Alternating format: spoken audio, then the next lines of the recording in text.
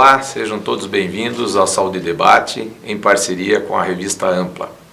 Hoje vamos conversar um pouco mais sobre carreira médica e, nesse primeiro bloco, sobre a formação médica.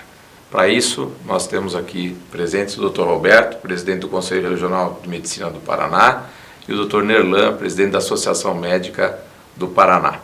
Para contextualizar um pouco a questão da formação médica, temos números que demonstram que o Brasil é o segundo país em número de escolas. A Índia é o país que tem o maior número de escolas médicas, com 392 escolas, e o Brasil com 337. Na terceira posição, os Estados Unidos com 184. Essas 337 escolas geram em torno de quase 30 mil médicos que ano a ano são egressos das nossas faculdades de medicina. E aí eu inicio então perguntando ao Dr. Roberto, na sua opinião, como é que está esse cenário? Como o Conselho vê esse cenário das escolas médicas? Então, Blei, ninguém pode ser contra uma boa escola de medicina, mas esse número de escolas, ele vem descolado de uma qualidade, de um acompanhamento de qualidade. Então, nesse sentido, o número é quantidade mesmo, né? Nós temos que acompanhar esse aparelho formador de médicos para que a sociedade tenha um retorno com pessoas qualificadas e capazes de atender a população, nós mesmos quando for necessário, né? Então tudo isso é uma preocupação do Conselho. E Nerlan, nessa linha do que o Roberto falou da qualidade, a Associação Médica ela congrega as sociedades de especialidade. E o que a Associação Médica ou as próprias sociedades de especialidade estão fazendo ou podem fazer para melhorar cada vez mais esse processo da qualificação? Eu gostaria de complementar primeiramente a resposta do Dr. Roberto. Nós temos que entender que o cenário que nós vivemos hoje, destas 300 e tantas faculdades, é um desdobramento de um projeto de governo dos últimos 20 anos para cá. Isso nos preocupa porque a qualidade com certeza tende a cair.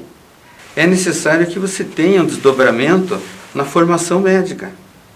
E se nós lembrarmos em 2018, quando deveria vigorar que todos os egressos do curso de medicina estariam condicionados a uma residência médica, é impossível, que não existem tutores para orientar, não existe estrutura para acontecer isso. O que quer dizer isso? A formação médica implica na graduação e na pós-graduação, e o aprimoramento. As sociedades de especialidade buscam pela excelência na sua formação. Então, esse complemento da residência médica, ofertado a 38% dos egressos de medicina, estão com certa dificuldade, porque 62% entram no mercado sem ter a complementação do ensino. Então, para nós da Associação Médica, vemos com muita preocupação esse desdobramento, porque quem será penalizado é a população. Além desse processo, como você comentou, da residência, existe também a distribuição dessas vagas de residência, né? Nós temos aí modelos assistenciais que estão sendo colocados no país, dentro do sistema público, um modelo centrado na atenção primária, né? Num modelo da saúde privada, já um modelo ainda em cima das especialidades médicas, mas também com algumas modificações e algumas iniciativas já para a área de uma medicina da família, né, de um cuidado mais integrado. Como é que vocês estão vendo também essa distribuição, né, esse processo da distribuição dessas vagas de residência dentro das especialidades? O Conselho Federal de Medicina está preocupado com relação à qualidade, né? Então ele foi certificado para fazer o que nós chamamos de acreditação de escolas médicas, né? Então o SAEME, que é o Sistema de Acreditação de Escolas Médicas, que é o que se pretende para melhorar. É feita uma avaliação e um acompanhamento com o tempo, se mantém a qualidade e se melhora essa qualidade, né? Então, é uma preocupação que nós temos com relação a esse aparelho formador, e depois dessa situação ocorreu um fenômeno interessante também, que começaram a sobrar algumas vagas de residência. Apesar de o número ser insuficiente, as vagas começaram a sobrar, o que significa dizer que elas foram talvez mal distribuídas ou mal planejadas. Né? Então a gente tem essa preocupação e também depois da residência a distribuição dos médicos nas regiões litorâneas e nas capitais, nas grandes cidades, né? O que também é uma distribuição equivocada. Né? E para isso é preciso política pública, política vontade de governo de melhorar essa distribuição. Eu vou retomar então. Quando a gente fala dessa distribuição das vagas, e como você falou, Roberto, que tem algumas áreas que não estão sendo preenchidas, então será que está faltando então aí um plano realmente de governo no sentido de você ter aí uma atenção, um modelo assistencial mais definido? Será que é isso, Nerlan? Eu acredito que sim. A gente observa que determinadas especialidades, a procura é muito maior do que outras. Só citando um exemplo, a pediatria. Quem cuida desde a neonatologia até os 19 anos de idade é o pediatra. E esse pediatra hoje está, não digo em extinção, mas com uma busca muito pequena. Por quê? Primeiro que a remuneração paga ao pediatra, que vive exclusivamente de consulta, é uma remuneração que nem sempre permite que ele se mantenha. E, em consequência disso, ele acaba abandonando aquela especialidade e exercendo um cargo de auditor, perito, outra atividade, ou abandonando. Em contrapartida, especialidades como dermatologia, por exemplo, a busca é enorme, oftalmologia. Então, existem nichos onde a procura é bastante grande e a saúde da família, que envolve atendimento à saúde básica, que é o foco do governo atual, a demanda é bastante grande. Né? Então, quem sabe isso, dentro de uma ótica de governo, permita redistribuir e oferecer condição e estrutura para o trabalho. Você comentou também, Roberto, algo que eu acho que assim, é muito importante. Já muitos trabalhos demonstram, e eu acho que o que o Nerlan trouxe inicialmente, a necessidade de médicos e aí todo um viés ideológico que ocorreu, né?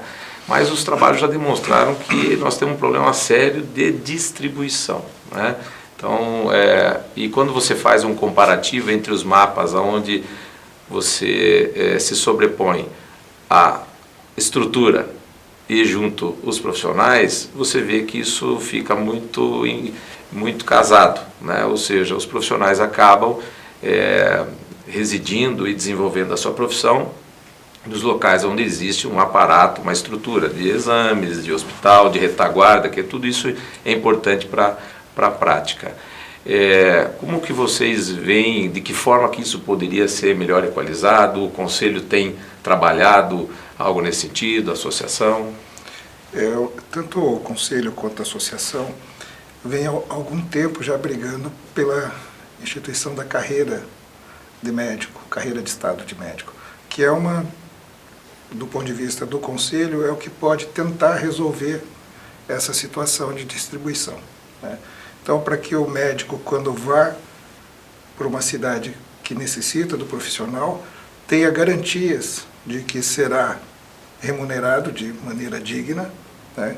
E que ao longo da sua vida profissional ele vá galgando cidades melhores, né? E no decorrer de toda a sua vida ele possa se aposentar, né, num grande centro. Então, aos moldes do judiciário, essa é a ideia que se tem de carreira de Estado para médico. E essa nova legislação que está sendo discutida, que foi colocada pelo ministro da Saúde, o ministro Mandetta, né, com a possibilidade da criação de algo semelhante a uma carreira, né, mas também aí com outras questões que estão sendo discutidas dentro dessa lei, dessa medida de revalida e tudo mais. Como é que está vendo isso, Nerlan? Digamos que seria um projeto substituindo ao Mais Médicos. É um projeto que implica em remuneração, e essa remuneração varia de acordo com a localidade que a pessoa está alocada, o médico está alocado, com o compromisso de que o profissional preste uma prova de qualificação para que ele se mostre habilitado dentro do programa de saúde da família. Tem esse lado. Então, aqueles que não têm título, eles deverão obter o título no decorrer deste período. Existe um trabalho publicado pela USP que fez um levantamento mostrando que nem sempre a abertura de uma faculdade de medicina numa cidade distante ou cidade do interior implica que aquele médico fica naquela região. Isso não é verdadeiro. O que significa que os profissionais estão concentrados em grandes centros, principalmente em região sul, sudeste, é o maior número. Existem cidades, existem áreas desprovidas, onde o número de relação médico-habitante é muito discrepante, mas também são cidades cuja estrutura nem são adequadas. Na região norte, difícil acesso, sem iluminação, enfim, necessitam atendimento? Claro que sim, mas e a estrutura que ali está oferecida. Então, aí entra esse projeto atual de uma carreira de médico que ofereça estrutura e permita assentar esse médico nesse local. Ok, agradeço a vocês dois, estamos chegando ao fim desse bloco, desse programa, e convido a todos para, no próximo bloco, a gente conversar um pouco mais sobre a tecnologia em medicina. Obrigado.